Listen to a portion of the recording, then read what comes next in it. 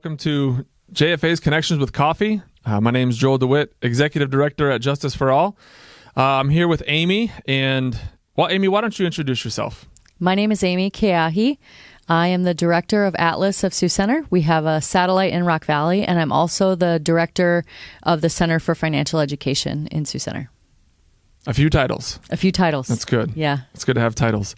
So part of what we want to do on this podcast is give folks an idea what it looks like in ministry, I guess, in being in ministry together. We don't have a lot of, clients that would overlap, but share with folks what Atlas does, and then also Center for Financial Education a little bit, and I'll throw in some questions here and there as you kind of share that. Yeah, that sounds good.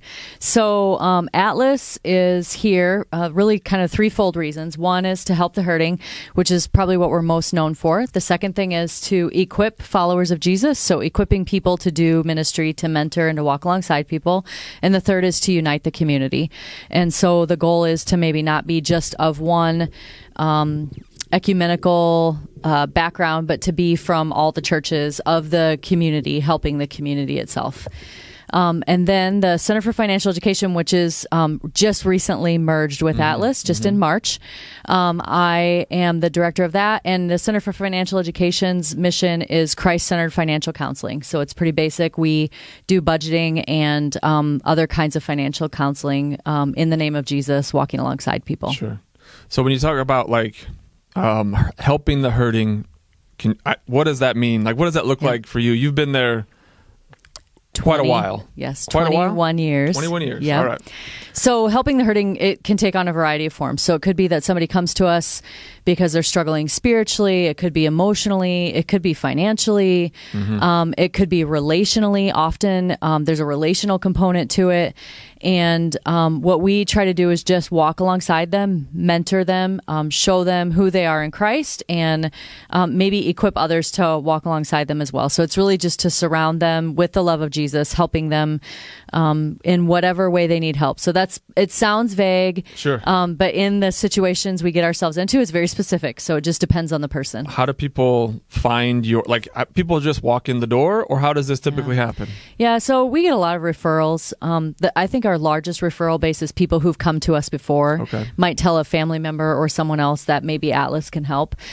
So it really is an opportunity to maybe get alongside of somebody. We've found ourselves in multi-generational kinds of situations where maybe a mom used to come to us, or maybe currently comes to us, and then also her daughter might come to us also. So it really is just an opportunity to help people, hopefully to break the cycles that they might find themselves in. Sure. Yep. I suppose you deal with a little trauma and those sort of things. Do you have, what am I trying to think of?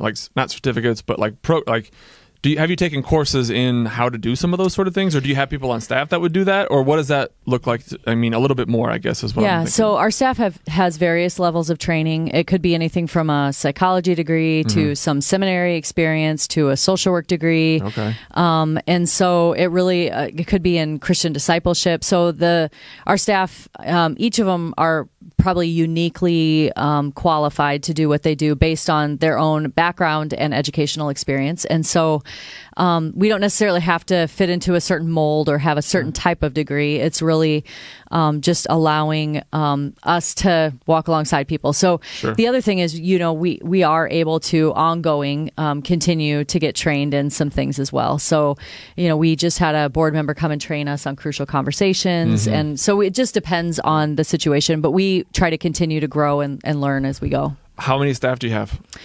So between Atlas and Center for Financial Education, there are now 14 of us. Okay. So that's a good number. I would say medium-sized, quite a bit larger. When I first started, there were 2 full-time and one part-time person. So that was 20 years ago where we were at, and now we're... From 3 to 14. Yeah, exactly. Okay. Now we're at 14. And of course, the merge with Center for Financial Education brought in quite a bit more opportunities and quite a bit more staff as well. Definitely. Do you assign people who their mentor person is, or what? I guess, maybe walk through what it looks like. Say, if I come in the door and I'm like, hey, I hear you help people.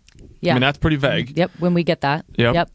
Yep. So one of the things that we try to do as a staff, because what we do is so personal and uniquely spiritual at Atlas is we try to have men meet with men and women meet with women. So that would narrow it down right away.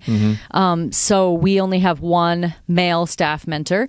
So a man would automatically be seeing our staff mentor, Brad Vermeer. Sure. And then we have a few females on staff as well who meet with people. And one of our staff mentors is bilingual, Lily Van Beek. And so if somebody does not speak English or is more comfortable speaking to somebody in Spanish, that would also narrow down the field very quickly. So we are able to kind of utilize the staff that we have to meet with people. And then, of course, if it's financial, then we have a separate group of staff. So we have three people. We have 3 people there who meet with people as well. So they would then be assigned to somebody over there at the Center for Financial Education.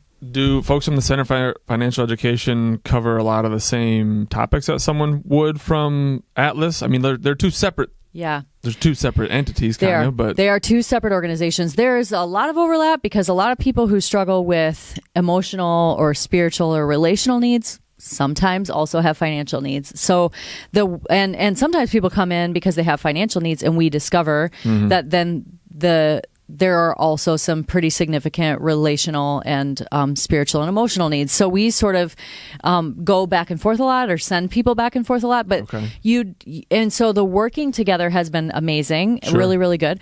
But it really is not overlap. Most of us with social work degrees aren't big numbers people. We don't love to crunch numbers and do budgets. And so a lot of my staff at Atlas are so happy to be able to say, I'm going to stay out of that financial part of it. We're going to send you over to somebody at CFE. And the CFE people really appreciate being able to say, I'm going to help you with your budget, but you're going to talk to your other stuff with an Atlas staff member. That's probably a good idea to keep some of that separate anyway, because it can get heavy. I would imagine you cover some heavy topics. Yes. What, if you don't mind me asking, what sort of topics are the most prevalent that you've seen? I don't know if there's cycles to it or what it looks like. 20 years is a long time, and you can see, I'm sure it's marriages that are struggling, to finances, to your kids, to I mean, is there a cycle or a pattern to any of the things that you? No, it really, one of the things that's so interesting is it seems like these things kind of go in cycles, where all of a sudden you see a lot of people with a certain thing, or you'll have kind of an influx of people that have a certain thing. But one of the cool things that we started doing a few years ago is we started meeting with middle school and high school kids in the public schools. So in Sioux Center and Rock Valley, we spend at least a day. In Sioux Center, it's more like 2 days a week with our staff, where we just go into the schools and we are able to walk alongside them and show them who they are and who they are in Christ. And we're able to just kind of walk alongside kids. And so we really see a lot of, you'd be surprised at what some of maybe our kids are going through.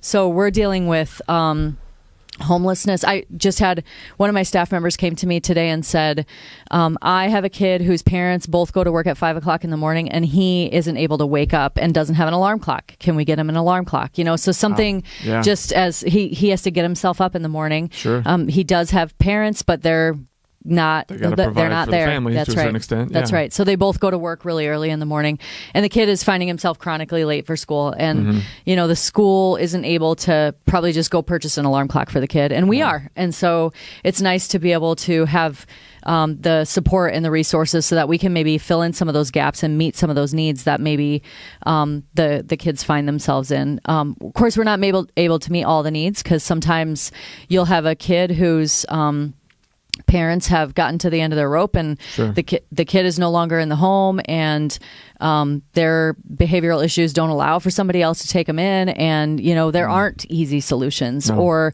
you might have high school kids who are working full-time overnights, and they're sleeping during class during the day, and there's not solutions. There's not easy solutions for some of these problems, but we hopefully try to help as much as we can in those situations. Do you see more clients? I can call them clients, right? That's, I assume, what you would affirm too. As adults, or I know you're in the schools. Would you say it's if you had to give it an idea of what is more prevalent, adults or kids? It's really a variety. And like I said, there's really we've had 3 generations of people who've come to us that maybe I saw the grandma, and then somebody on our staff sees the mom, and then they go into the school to see the kids. And so you really, it is, sort of, it just varies so much. And really the only thing that it requires, there is no cost because the community supports this and pays for it. And so the only cost to the person is really coming. It's their time and their vulnerability, their willingness to show up and actually work on their stuff. And that's it. That's the accountability side of it too, I think, is something that would be important. If you're going to have the hard conversation of whether it's my spouse is cheating on me or I can't control my kid and they're disrespectful to me or whatever that difficult situation or topic looks like when you're in the middle of it, if you're willing to at least show up, that's a big step. It's a big step.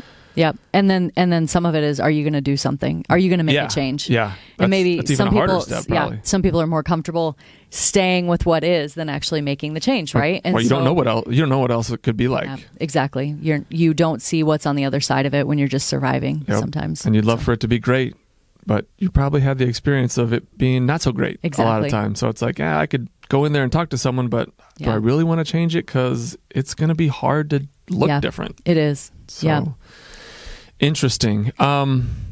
What else should we pivot to? Oh, the Center for Financial Education. That's something that intrigues me. Is there any look at expanding that a little bit? You're based out of Sioux Center. Is there? I know they used to have, before you all took it over, they used to have like satellite offices around and some of that kind of stuff. Yep. What does that look like? Yeah, so we do have a satellite in Lamar's. Okay. All of our funding really comes from Sioux Center and Lamar's. So most of our funding sort of allows us to stay in those two communities. Okay. There actually is an Atlas. We can talk more about other Atlases too. There's an Atlas in Orange City that actually has a financial counselor as well on their staff, which is separate from us. Yep.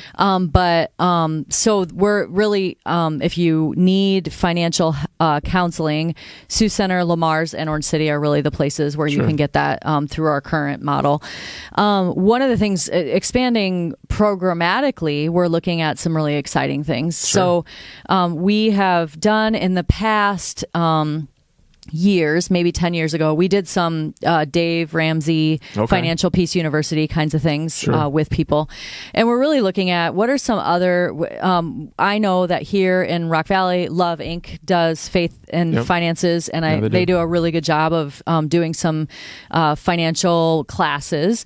We're looking at in Sioux Center, are there other kinds of classes that maybe aren't being offered that maybe we can expand into? And so we're really excited about what that might look like. And currently we do a class called Zero Budgeting. So it's just a really basic class for people to learn how to make a budget and live into a budget, to live by a budget. And that's been really successful. We've actually required clients to go into it. But now we're looking into what would it look like to maybe offer a class for a newly married couple, or how could we be more proactive? Could we teach parents how to teach their kids how to do finances? Could we teach some things about maybe some mid to low income families who are looking at retiring and maybe haven't saved as much as they could have? Could we talk to them about finances? So what are some different ways that maybe we could meet a need in the community that doesn't currently exist to do that? So this is all stuff that's sort of in the visionary. How do we expand? What does that look like? How can we be more proactive? What kinds of classes can we do? So those are things that we're exploring right now. So instead of people coming to you and saying, hey, I got this problem, I got, $100,000 in credit card debt or whatever. I'm sure there are those types of cases when you're just like people who live outside of their means, and it's easy to not see that. But instead of coming to you on that end, going, now what do I do? Saying, trying to work yourselves out of a job to a certain extent. That way. How can we help before it gets bad? And so, we say around our office often that money problems aren't financial problems; they're behavior problems. And so, how can we teach people to have different kinds of behaviors in order to improve their future? Maybe make choices now that could help impact their future financially. Yep. No, that's pretty neat. It's exciting. I would say that's pretty cool. Yeah, definitely. What else should we cover? Well, one of the things I mentioned was Atlas Group. So some of the other Atlases. So do that. Atlas of Sioux Center was born in the year 2000, and that was a fun year. That was a fun year. The year 2000. Yeah. What do you remember about the year 2000? I graduated in the year 2000 from high school. Yep. Yeah. So that was interesting. It was the beginning of the adult version of there was Wit. Yes, that was it was the start of that. I was thinking, I remember when it was like 1999, it was like December, and people thought like computers were going to quit. You remember that? Yeah, I do. That was like a real thing. Yeah. Like that was legit. People were worried about it's not going to continue to the year 2000 because things were just going to shut down. Where were you on December or on January 1?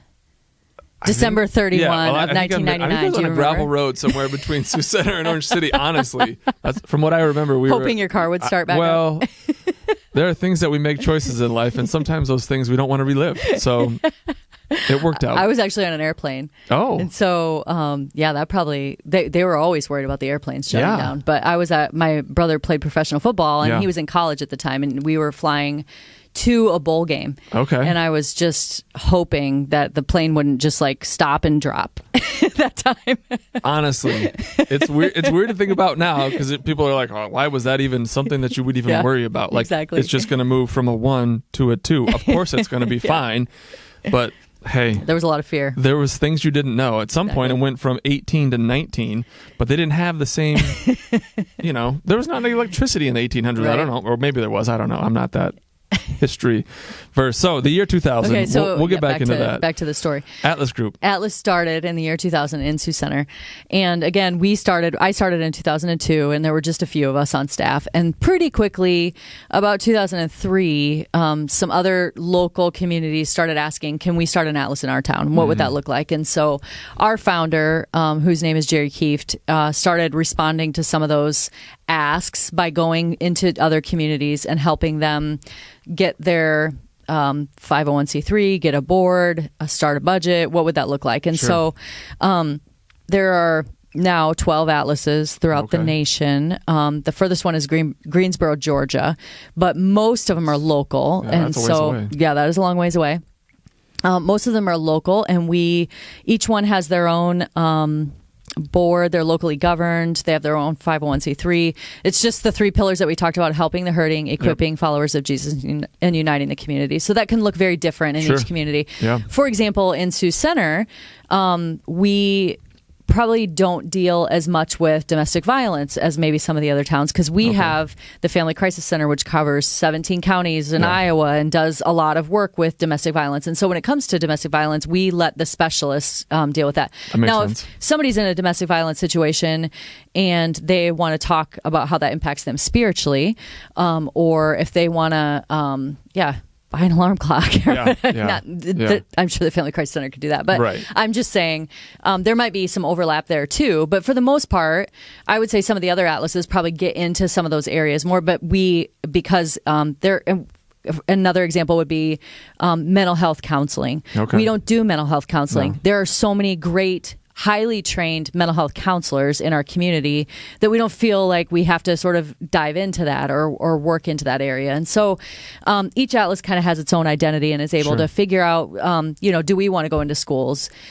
In Sioux Center, we have a car ministry. Most of the other Atlases don't. So there's just, wanting to not reinvent the wheel, kind of to fill in the gaps and not to try to do what other ministries or organizations are already doing. You don't need to duplicate services. Exactly. And so anyway, there's one in Orange City, there's one in Spencer, there's one in Sibley, there's another one in Rock Rapids. So locally, there's a few Atlases that, and if somebody's from an area a little bit further away, we're able to maybe get them not to have to drive so far and get in their own town.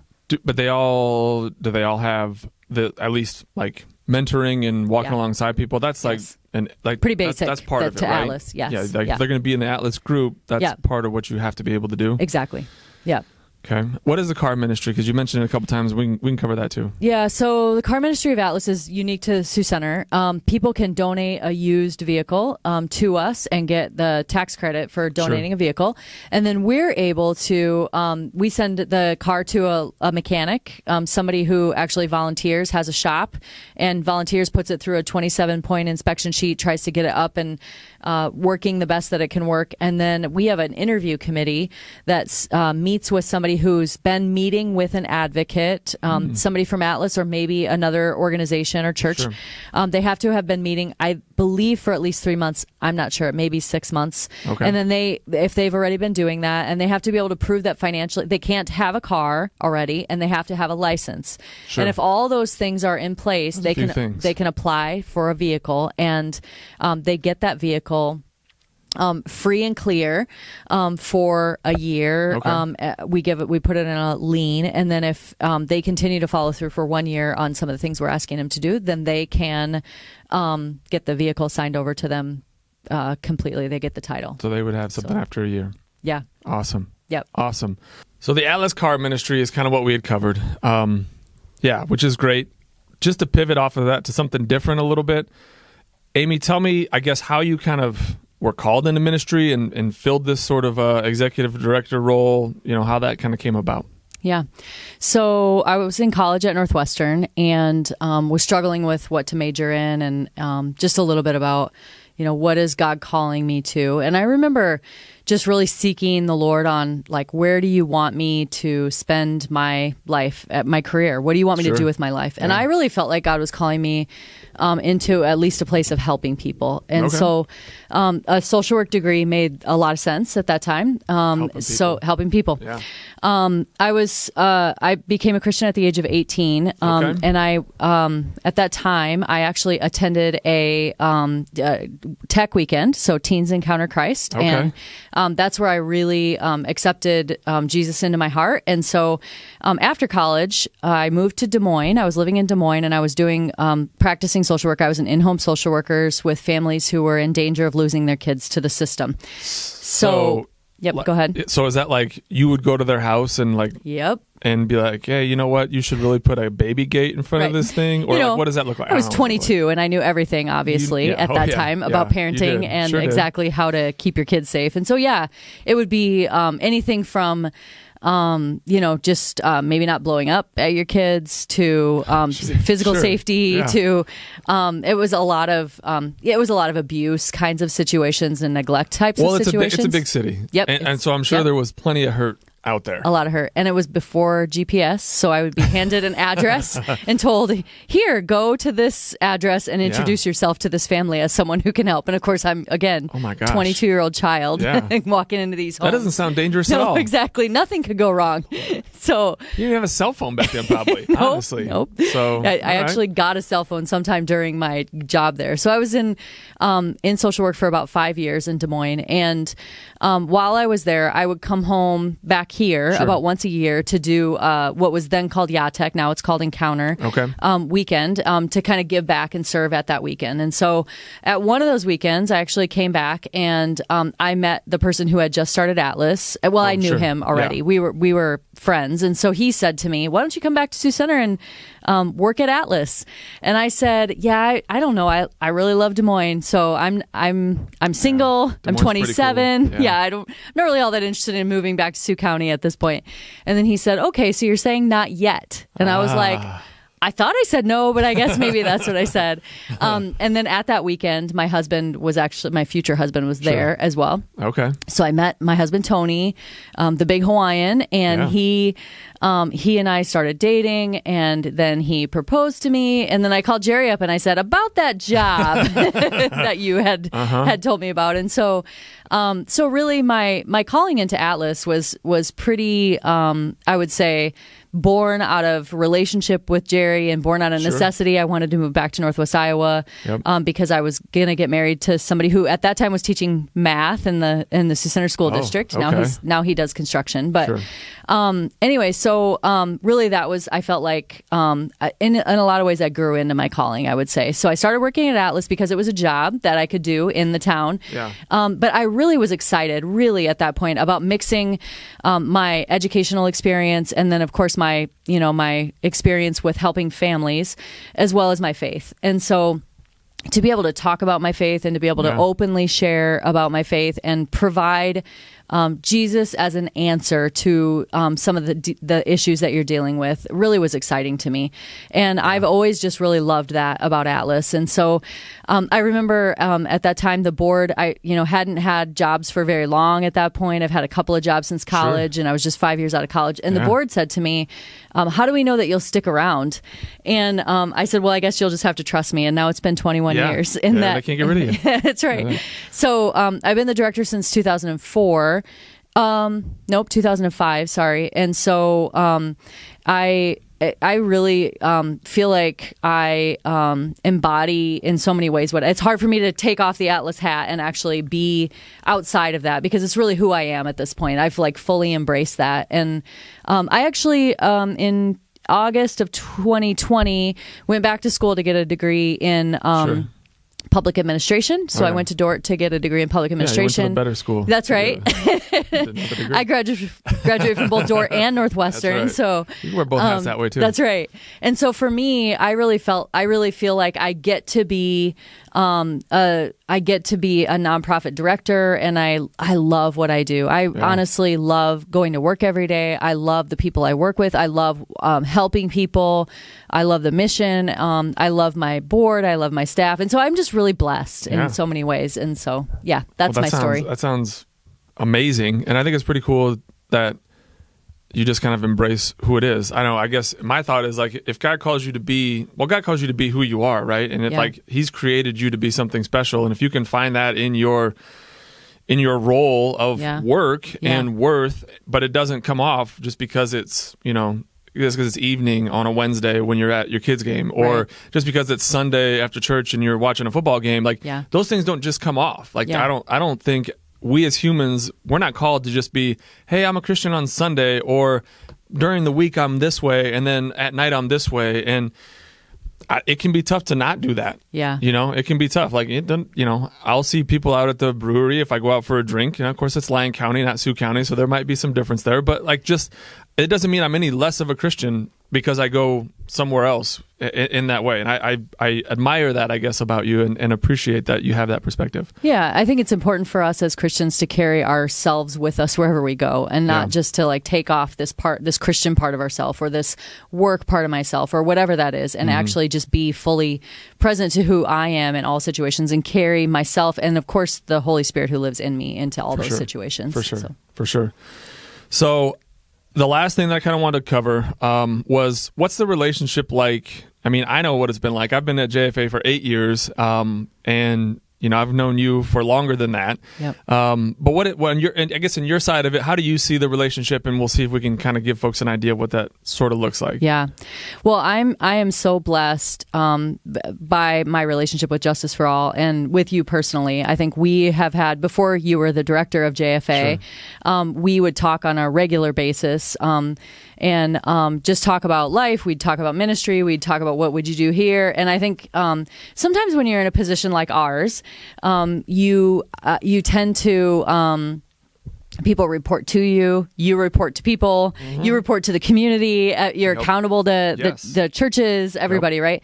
And that can be pretty lonely sometimes. You don't have other people who are in the same position as you, who really get what you do and who you are. You don't really have a safe space all the time to fully be yourself. And I think we've had that kind of a relationship for a really long time, where on a personal level, Joel and I have been able to go into each other's offices and say, I'm struggling with this, or this is going on, or what would you do in this situation? And it is really a blessing. I think sometimes there's probably other positions out there that are like that, where you just kind of can lead to loneliness if you're not careful. Yeah. And I think, pastors are probably in that position a lot of times as well. Yeah.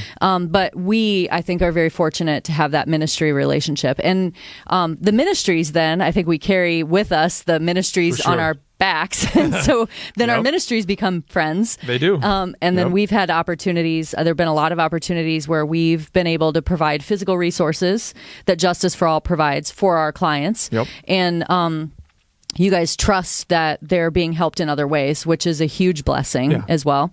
And then I think that if we're on the mentoring, emotional, spiritual side of it, you guys can kind of be with us on the physical side of it. And that's been a really big blessing to us as well. And then our satellite office is right here in this very building. Yeah, it is in this building. And so we come here on a regular basis and utilize space that you guys have graciously rented to us in a way that is really given us the opportunity to have a satellite office here in Rock Valley as well. Yeah.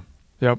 One of the other things that came to my mind when I think about the relationship that Atlas and Justice for All have in our relationship is I think of our transitional house that JFA has. Like that is, we pretty much went down the list of what did Atlas do, and you were the person who wrote up the guideline for that. Like, what does that look like? And not feeling like, well, this is mine and you guys can't do it. Yeah. But just being willing to share just, hey, this is what we found as successful in having people who are in a tough spot in a transition sense. And I think Justice for All has a lot of physical resources. Like we get things donated like crazy and people sort through it. But I guess to me, it made sense to we have a house, and now we have 2 houses, and we'll have things there. But to be able to have us do a physical resource, have other partners fill in spiritual, emotional, financial, be able to work together in some of those capacities is how I anticipate or how I envisioned, ministries working together. That's right. Not feeling like, hey, just because you all do it, and it doesn't mean we can't do it, but like, exactly. let's all work together and in front of folks. Like that's kind of how I envision it. And I really appreciate your willingness to have that attitude.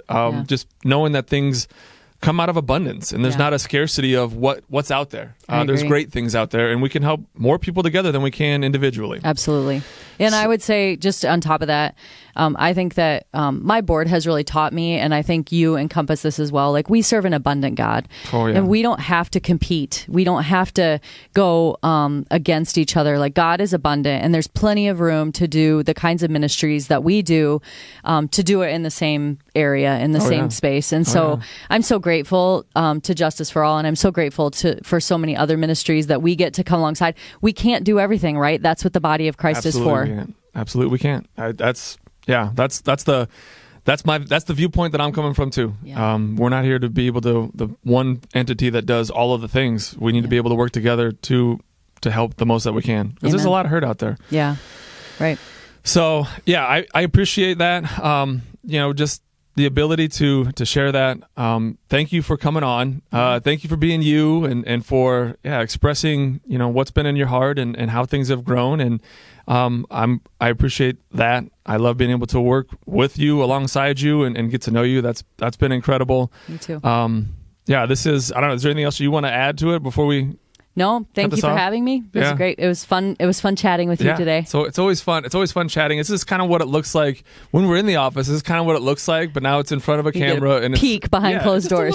Just a little bit. So this is episode 3 of JFA's Connections with Coffee. And my name is Joel DeWitt, Executive Director of Justice for All. This is Amy with Atlas. Thanks for listening. Thanks for watching, and God bless.